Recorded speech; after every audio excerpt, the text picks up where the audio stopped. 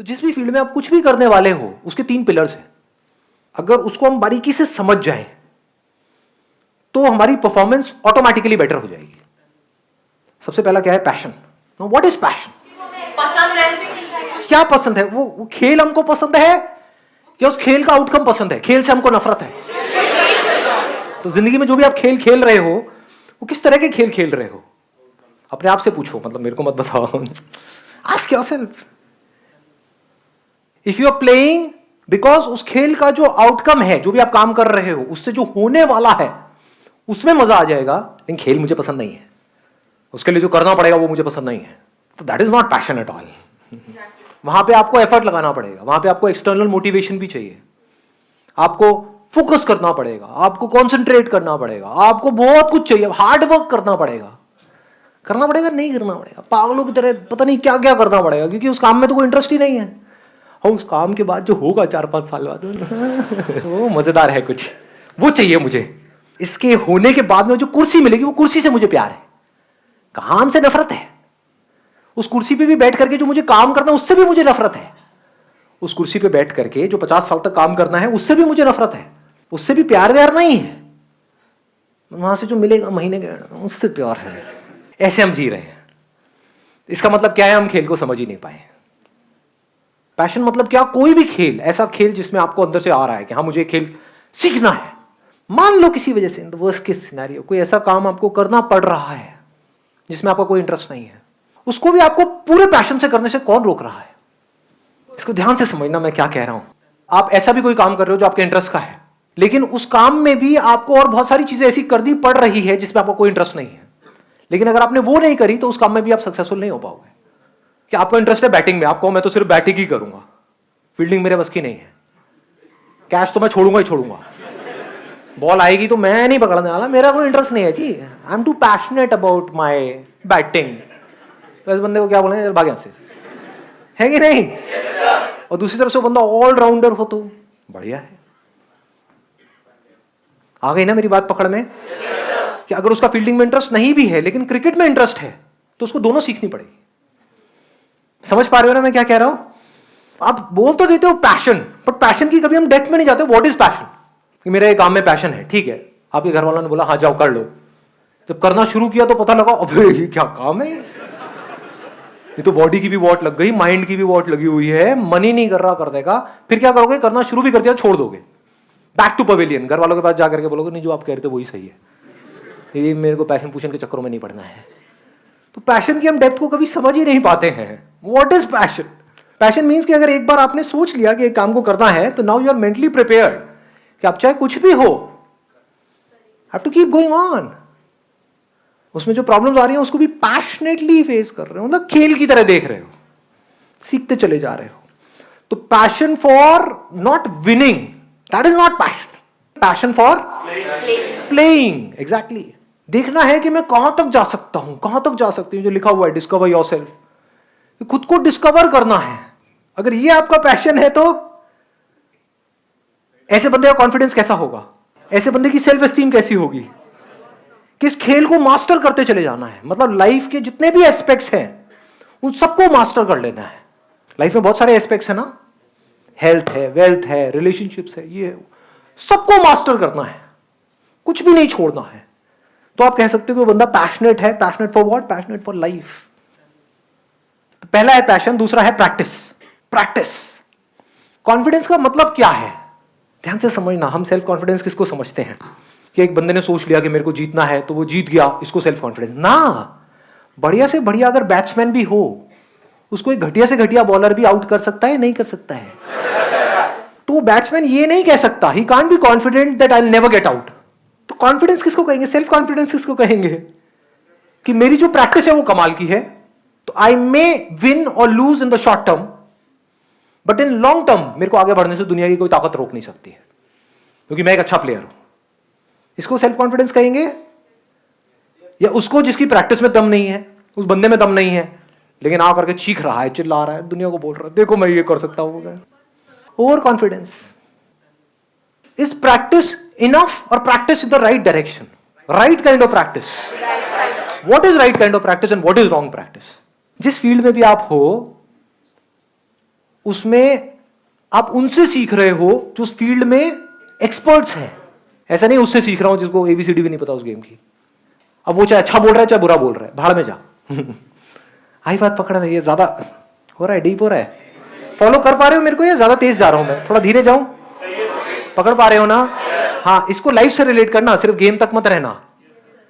मतलब कि लोग आकर के आपको एडवाइस देते हैं कि तू कर सकता है, नहीं कर सकती, उनको एबीसीडी भी नहीं पता उस फील्ड के बारे में जिस फील्ड में आप जा रहे हो, और आप चलना बंद कर देते हो, तो आप बेवकूफ नहीं हो। एक बेवकूफ और समझदार इंसान में क्या फर्क है कि वो एडवाइस लेगा किससे? जो उस फील्ड में एक्सपर्ट है। फॉलो करेगा किसको? जो उस फील्ड में एक्सपर्ट है। कि भाई मुझे नहीं पता ये कैसे करना है, सिखाओ मुझे। आपको पता है, आपने वो किया हुआ है जो मैं करना चाहता हूं, teach me how to do it, explain it to me. This is a sign of confidence. आई बात समझ में? हाँ। अब किसकी प्रैक्टिस सही डायरेक्शन में है, किसकी नहीं है? वो बंदा जो प्रैक्टिस कर रहा है, जो भी उस खेल के एक्सपर्ट्स हैं उनके अकॉर्डिंग, या तो उनको ऑब्जर्व करके। अब इसमें आपको जरूरी नहीं है कि आपको उनके पर्सनल कांटेक्ट में होना है। यानी अगर आपको फुटबॉल खेलना है तो आप मेसी को देख करके भी सीख सकते हो। फिर जब आप एक लेवल पे आ गए, जब आपको बेसिक समझ आ गए उस पर्टिकुलर फील्ड के, अब आप एक्सपेरिमेंट कर सकते हो। लेकिन स्टार्टिंग में आपको किसी ना किसी को फॉलो करना पड़ेगा, किसी ना किसी से सीखना पड़ेगा। जैसे अगर आपको एक साइंटिस्ट बनना है तो शुरू में तो साइंस की बेसिक नॉलेज तो लेनी ही पड़ेगी, फंडामेंटल्स तो सीखने पड़ेंगे। फिर उसके परम्यूटेशन एंड कॉम्बिनेशन से आप कुछ ऐसा क्रिएट कर सकते हो जो आज से पहले किसी ने ना किया हो। बट रूल्स को ब्रेक करने के लिए भी पहले हमको रूल्स को समझना पड़ेगा। ये सक्सेसफुल होने की सबसे बड़ी क्वालिटी है। आप यूट्यूब पे जाओगे, जाकर के सर्च करो हाउ टू गेट रिच, कम से कम 50 लाख वीडियोस आएंगी, और उसमें बंदों को देखोगे वो आकर के बात कर रहे हैं कि अमीर कैसे होना है, और उनको देख करके आपको समझ आ जाएगा इस बंदी की जेब में 10 रुपए भी नहीं है। मतलब 100 रुपए छोड़ो, 10 रुपए भी नहीं है, और वो आपको सिखा रहा है कि अमीर कैसे होना है। और आप देख देख करके सोच रहे हो हाँ मैं अमीर हो जाऊं, मुझे समझ आ गया है। क्या खाक समझ आया है? तो it's not just about learning from books, it's not just about learning from people, it's about learning from the right kind of books and from right kind of people. Only that will make you successful. कहीं से भी कुछ भी अंदर feed कर रहे हो और सोच रहे हो उसके बेस पे कुछ हो जाएगा, कुछ नहीं होने वाला है।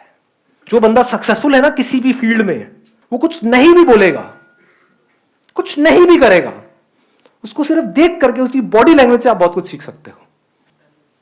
मतलब जिसको एक्टिंग नहीं आती है वो आपको 10 साल तक बैठ करके एक्टिंग सिखाता रहे,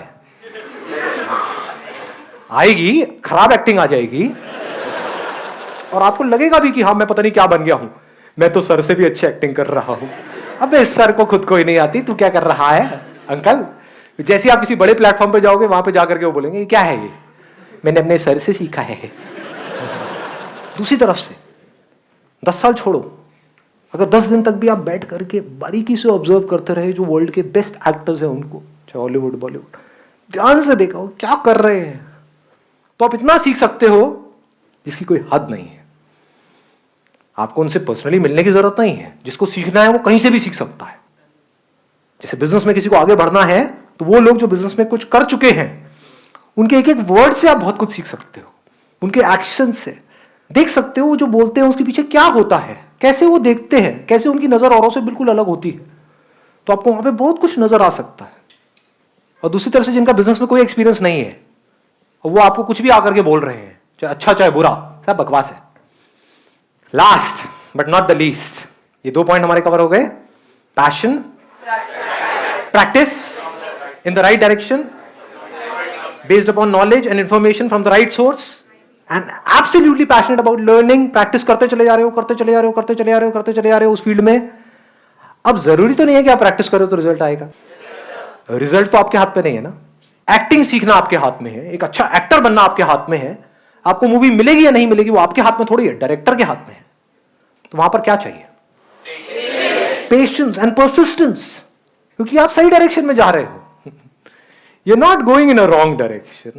जैसे मंजिल तक आप पहुंचो या ना पहुंचो, आपको यह कॉन्फिडेंस होना चाहिए कि मैं सही जा रहा हूं। इनफैक्ट अगर आपको कोई बहुत बड़ी सक्सेस मिल भी गई, उसके बाद भी इन 3 पिलर्स को ध्यान में रखना है मरते दम तक।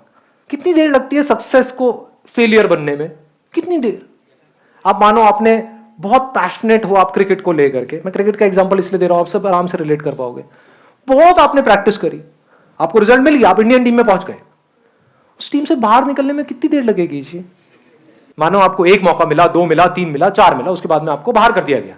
लेकिन अगर आप इस गेम को समझ गए हो जिसकी मैं बात कर रहा हूं, इसको बोलते हैं जिंदगी का खेल। खेल को समझ गए तो आप क्या कहोगे? क्या मेरी प्रैक्टिस ठीक है? क्या जिस तरह से मैं खेल रहा हूं वो ठीक है?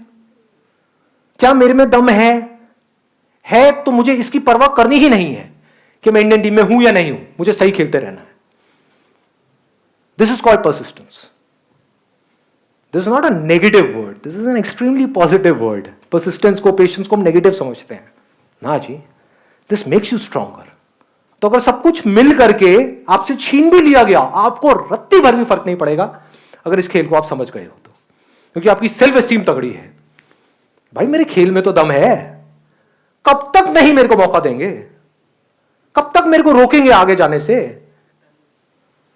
जैसे आसमान में अगर सूरज है तो उसको कितनी देर तक बादल रोक सकते हैं? उसकी चमक को कितनी देर तक रोका जा सकता है? कुछ देर तक। लेकिन अगर चमक होगी तो पूरी दुनिया को दिखेगी, उसको रोकने का कोई तरीका नहीं है।